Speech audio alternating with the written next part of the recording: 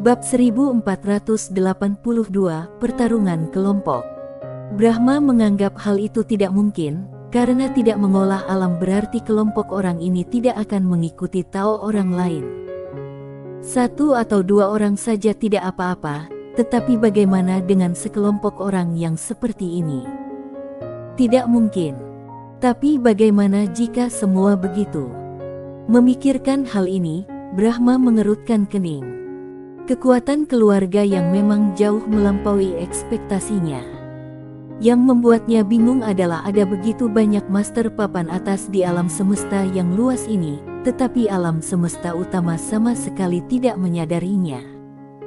Mungkinkah orang-orang ini berada di alam semesta yang lebih kuat? Brahma perlahan mengangkat kepalanya dan menatap Sandarye di kejauhan.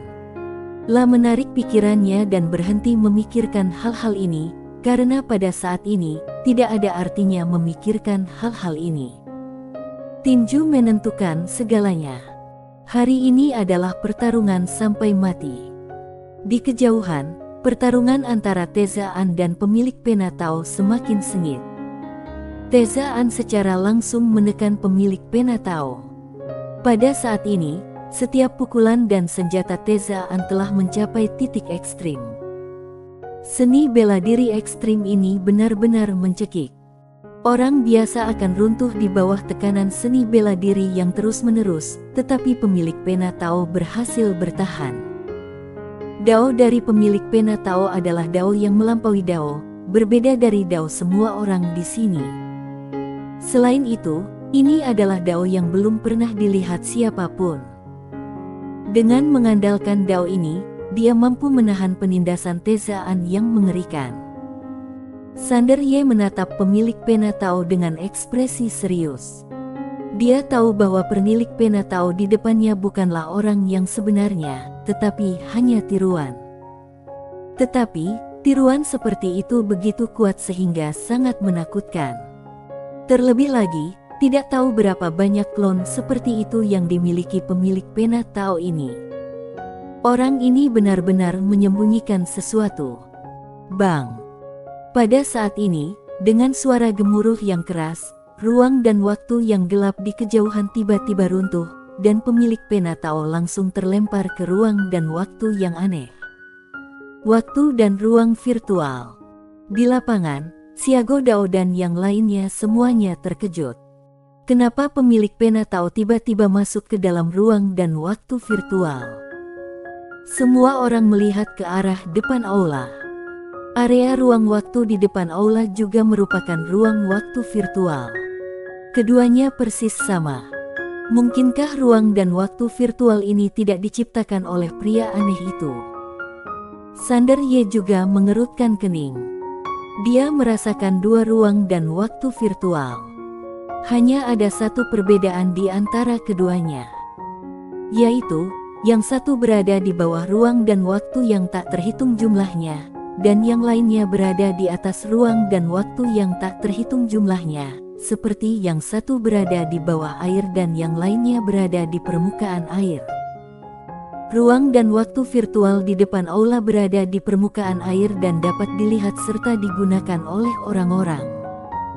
Tetapi, ruang dan waktu virtual tempat pemilik pena Tao berada sekarang berada di bawah air. Itu hanya dapat dilihat dengan kekuatan khusus yang mematahkan belenggu yang tak terhitung jumlahnya. Sandarye memperhatikan aula itu dengan saksama. Meskipun ruang dan waktu virtual ini tidak diciptakan oleh pria aneh itu, pihak lain mampu memindahkannya dari dasar air dan membiarkan orang mempraktikkannya. Ini tidak diragukan lagi merupakan hal yang sangat menakutkan. Selain itu, sangat mungkin pihak lain melakukannya dengan santai. Dalam ruang dan waktu virtual itu, pemilik pena Tao melihat tangannya. Tangannya penuh dengan retakan, yang tersisa dari pertempuran dengan Tezaan tadi. Pemilik pena Tao itu menatap Tezaan yang tidak jauh dari sana dan mengerutkan kening dalam-dalam. Wanita ini benar-benar bisa menekan daunnya dengan seni bela diri murni. Dia benar-benar meremehkannya selama bertahun-tahun. Pada saat ini, Tezaan juga tiba-tiba memasuki ruang dan waktu virtual itu. Dia menghadapi pemilik pena Tao dari kejauhan. Kali ini, dia tidak memegang senjata. Dia berdiri di sana, mewakili puncak seni bela diri yang paling utama. Ada sedikit kesungguhan di mata pemilik pena Tao. Tezaan tiba-tiba mengangkat tangannya dan meninju.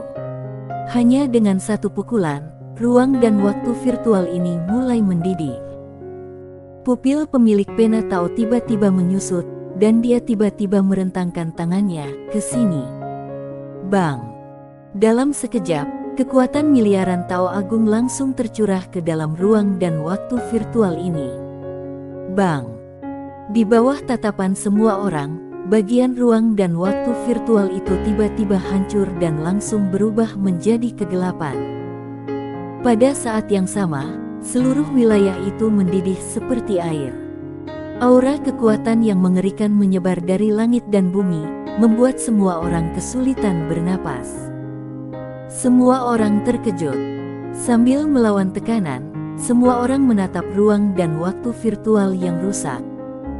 Brahma dan yang lainnya tentu sedikit gugup, karena menurut mereka, hasil dari kedua orang ini dapat menentukan hasil akhir pertempuran. Di bawah tatapan semua orang, sebuah titik cahaya putih muncul di ruang dan waktu virtual yang rusak. Kemudian, cahaya putih itu menjadi semakin banyak, dan di titik cahaya putih itu, beberapa dunia yang indah berkelap-kelip. Semua orang bingung. Apa ini? Tetapi pada saat ini, cahaya putih itu tiba-tiba padam dan lenyap seluruhnya. Ruang dan waktu virtual yang awalnya rusak langsung diperbaiki oleh kekuatan misterius. Semua orang bingung. Apa yang sedang terjadi? Sander Ye menoleh ke arah Arya, apakah kamu tahu apa yang barusan terjadi? Arya menjilati permen manisan itu dan berkata, aku tidak tahu. Putih melambaikan kaki kecilnya. Sander Ye menatap Putih, kamu tahu. Putih melambaikan kaki kecilnya dengan cepat. Sander Ye menatap Arya, dan Arya berkata, dia bilang dia melihat cahaya. Itu memang cahaya. Wajah Sander Ye penuh dengan garis-garis hitam. Gujina Sui memandang ruang dan waktu virtual yang dipulihkan di kejauhan dan mengerutkan kening. Jelasnya, setelah ruang waktu virtual hancur, masih ada jenis ruang waktu lain, dan tingkat ruang waktu ini pasti berada di atas ruang waktu virtual. Gujina Sui tiba-tiba teringat akan waktu dan ruang di dalam pagoda kecil Sander Ye. Tiba-tiba sebuah pikiran terlintas di benaknya. Waktu dan ruang macam apa itu? Level berapa ini?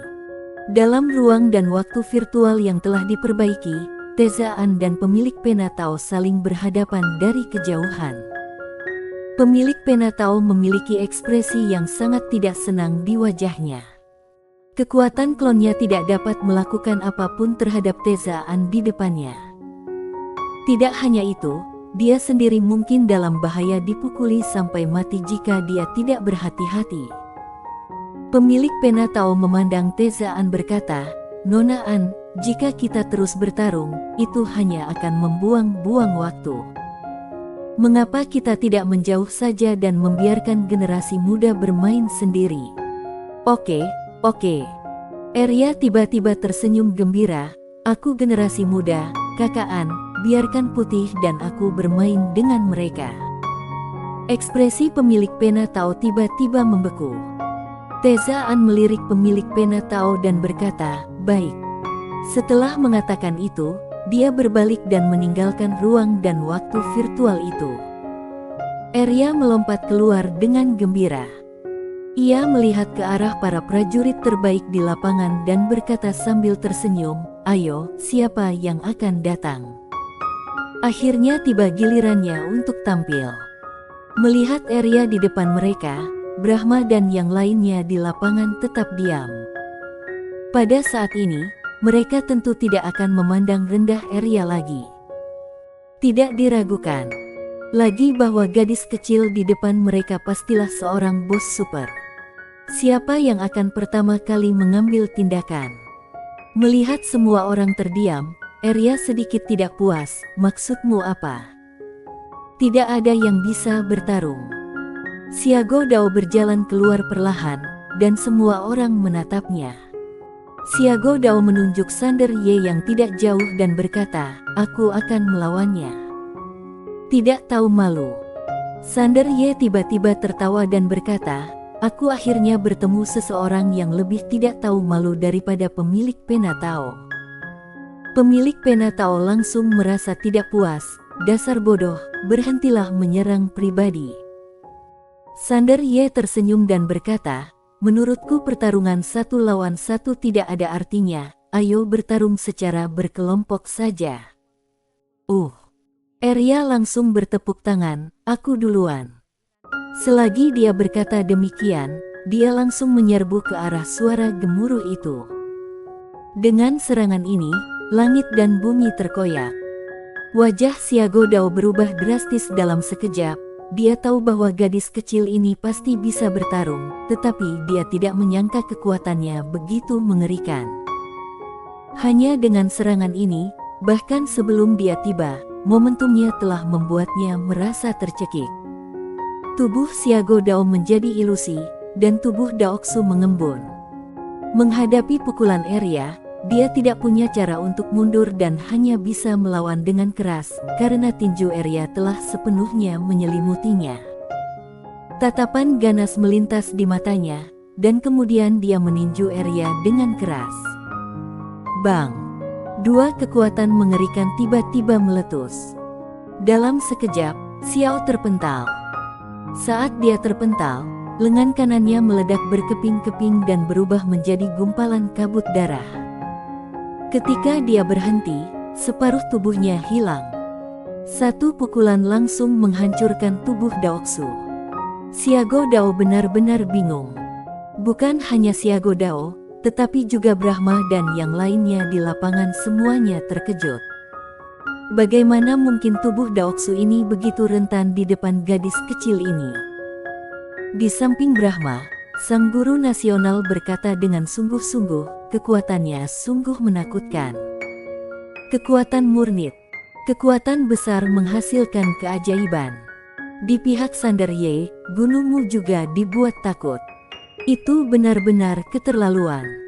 Dia belum pernah melihat begitu banyak master sepanjang hidupnya. Oh sial.